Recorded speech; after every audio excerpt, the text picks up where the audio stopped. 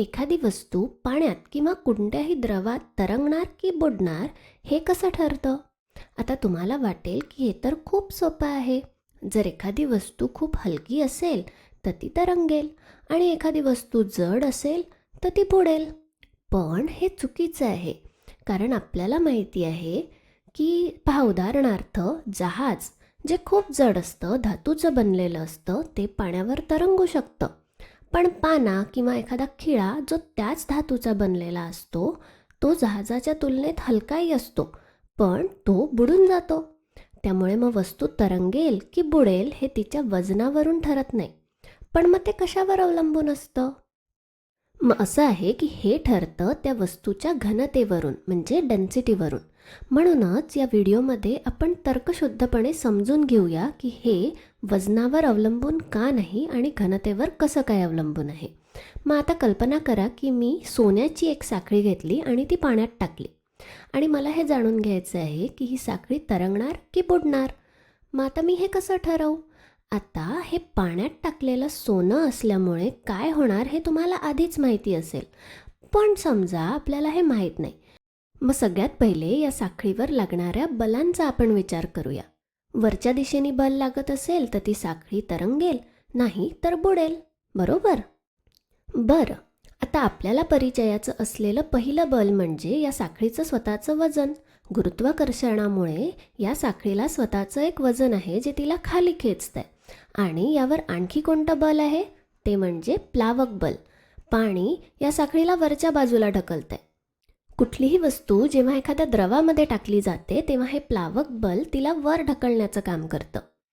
आणि आर्किमिडीज नावाच्या शास्त्रज्ञांनी आपल्याला हे सांगितलंय की ह्या वस्तूवर कार्य करणारं प्लावक बल हे तिने विस्थापित केलेल्या पदार्थाच्या म्हणजे फ्लुइडच्या वजना इतकंच आहे.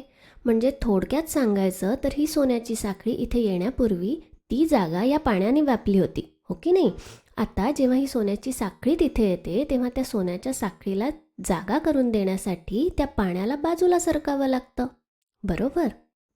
आणि हे जे पाणी बाजूला झालेले आहे त्याला आपण विस्थापित पाणी म्हणतो. ते पाणी प्रत्यक्षात वर जातं आणि या पाण्याची पातळी वाढते.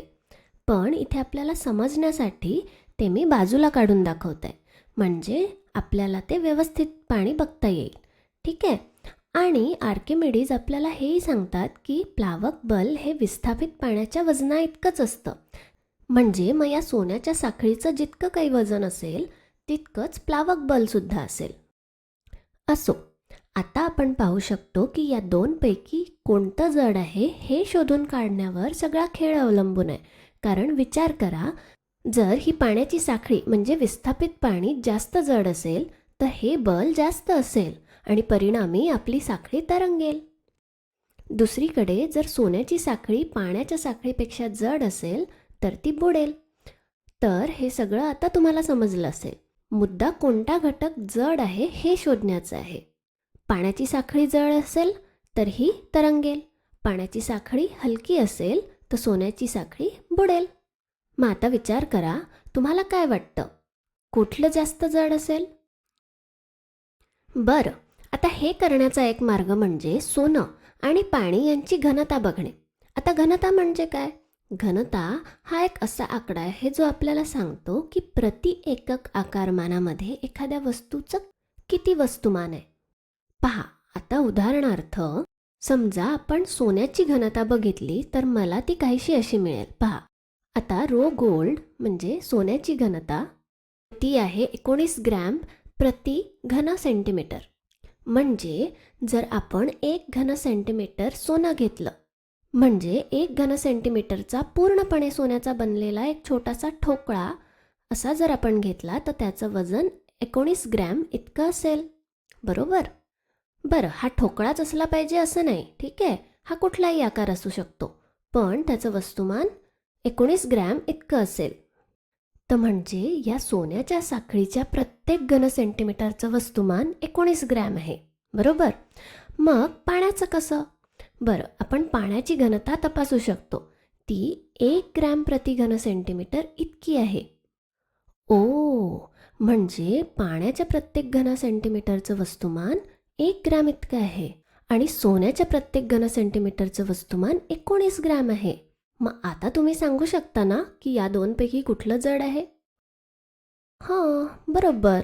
सोनं हे पाण्यापेक्षा जड आहे. तर मग सोन्याची घनता पाण्याच्या घनतेपेक्षा जास्त असल्यामुळे सोन्याची साखळी बुडणार आहे. ठीक आहे. आता आपण आणखी एक उदाहरण घेऊया. कल्पना करा की आपण एक मोठा लाकडाचा ठोकळा घेतला आणि हा पोकळ ठोकळा नाही आहे बरं का. समजा हा पूर्णपणे भरीव लाकडाचा ठोकळा आहे. खूप जड आहे.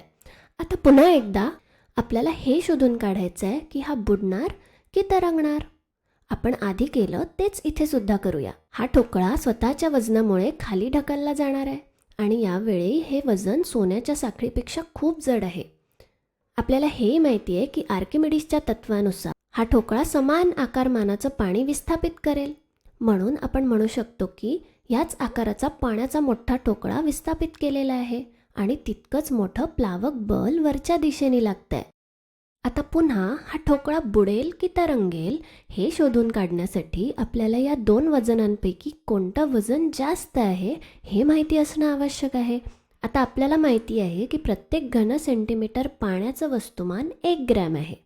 बरं, मग आता लाकडाच्या घनतेचं काय? लाकडाची घनता ही 0.7 ग्रॅम प्रति घन सेंटीमीटर इतकी आहे. म्हणजे या लाकडाच्या ठोकळ्याच्या प्रत्येक घन सेंटीमीटरचं वस्तुमान 0.7 ग्रॅम आहे.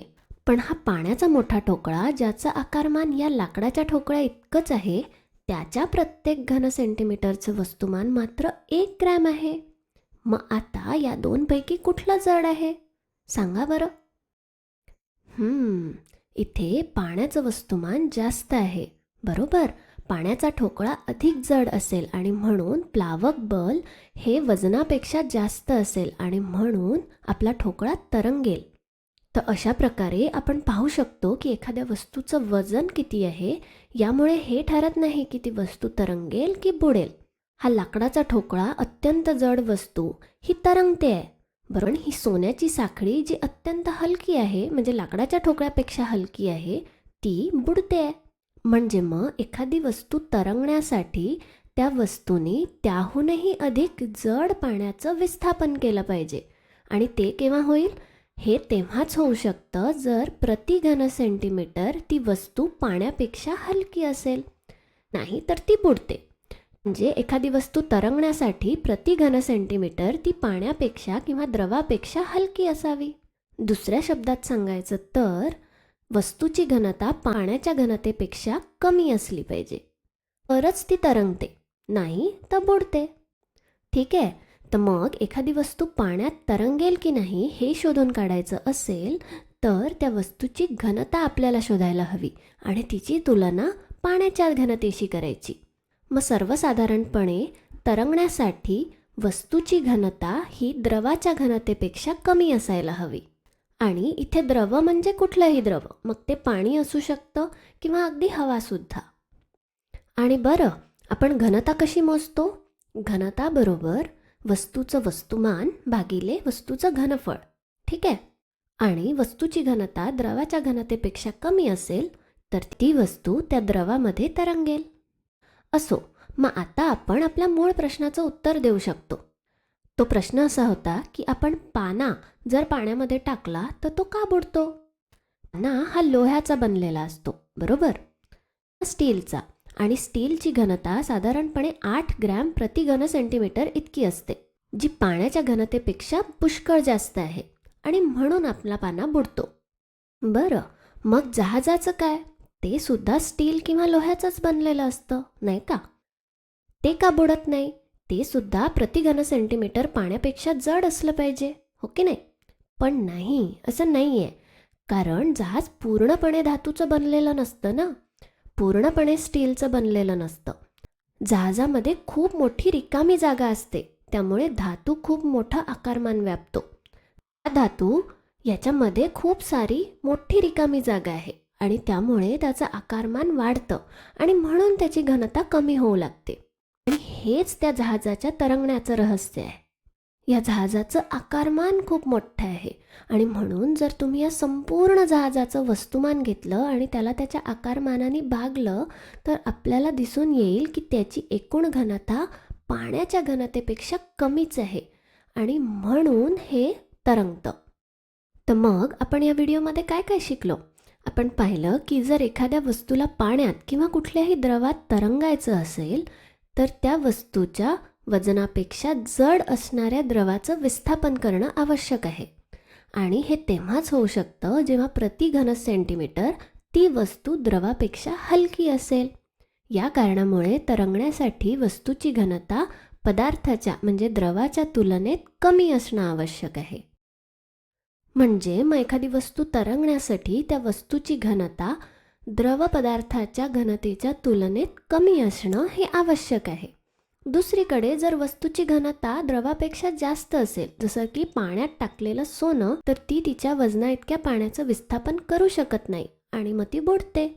आणि हो, जर वस्तूची घनता द्रवाच्या घनते इतकीच असेल तर काय होईल? विचार करा.